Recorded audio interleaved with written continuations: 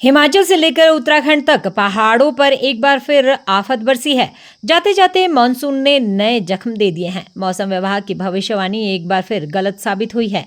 जिन इलाकों में लोगों ने राहत की सांस ली थी, वहीं आज फिर तबाही का मंजर सामने आया है। सवाल उठ रहा है कि आखिर कब थमेगा ये सिलसिला और कब विदा होगा ये कहर भर पाने वाला मानसून। गुरुवार की सुबह बिलासपुर जिले के स्वारघाट उपमंडल की कोतेला पंचायत अचानक बादल फटा और गांव दहशत से भर गया।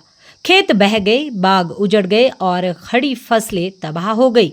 ग्रामीणों का कहना है कि उनकी उपजाऊ जमीन ही बह गई, जिससे भविष्य में खेती करना लगभग नामुमकिन हो जाएगा। नुकसान लाखों में है और लोग अब सरकार से तुरंत राहत की गुहार लगा रहे हैं। उधर उत्तराखंड के चमोली में भी आसमान से आफत गिरी।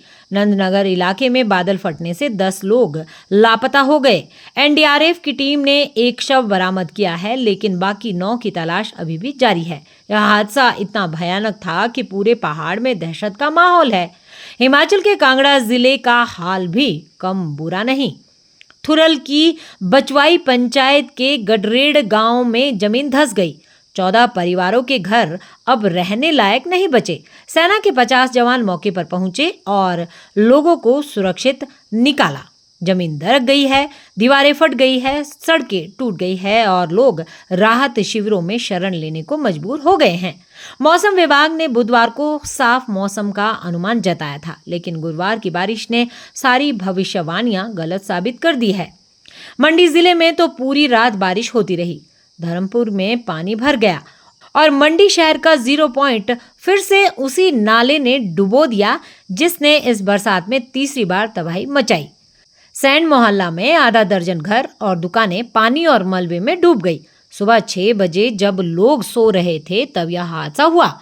बिलासपुर, ऊना और हमीरपुर में भी रात भर मूसलाधार बारिश होती रही। सोनखड्ड का हाल देखिए, पानी का स्तर इतना बड़ा कि एचआरटीसी की बसें डूब गई। कुछ बसें बहाव में बह गई। लोग सुबह सुबह किनारों पर जमा हो गए, लेकिन प्रशासन ने चेतावनी दी है कि कोई भी नदी नालों और खड्डों के पास न जाए। अब नजर डालते हैं पौंग बांध पर, जहां जल स्तर खतरे के निशान से 5 फीट ऊपर चला गया है। गुरुवार सुबह स्तर 394.85 फीट दर्ज किया गया। प्रशासन ने अलर्ट जारी किया और ब्यास नदी में 60,000 क्यूसेक पानी छोड़ा जा रहा है। हालात बिगड़े तो इसे 1 लाख क्यूसेक तक बढ़ाया जा सकता है। मौसम विभाग केंद्र शिमला के मुताबिक 17 से 21 सितंबर तक हल्की से मध्यम बारिश जारी रहेगी।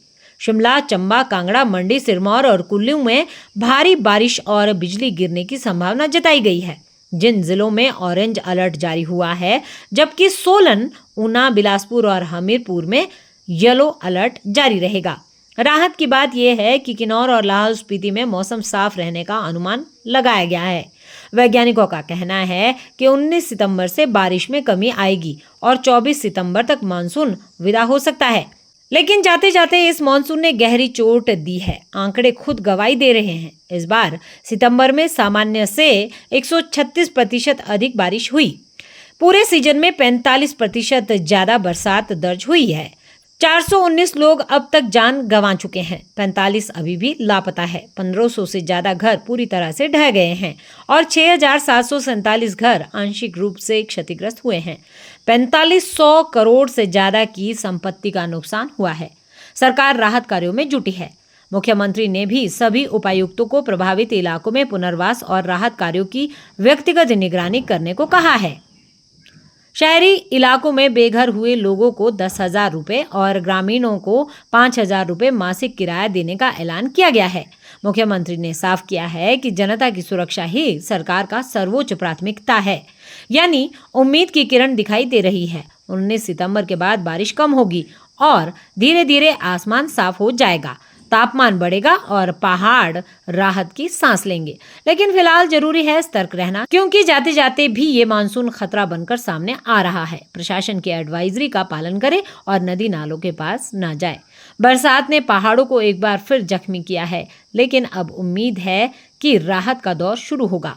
पहाड़ों की जिंदगी पटरी पर लौटेगी और लोग फिर से चैन की सांस लेंगे। तो फिलहाल इस बड़ी अपडेट में बस इतना ही। सतर्क रहिए, सुरक्षित रहिए और मौसम से जुड़े हर ताजा अपडेट के लिए हमारे साथ जुड़े रहिए। इस तरह की रोचक वीडियो को देखने के लिए हमारे अखंड भारत पेज को फॉलो करना ना भूलें।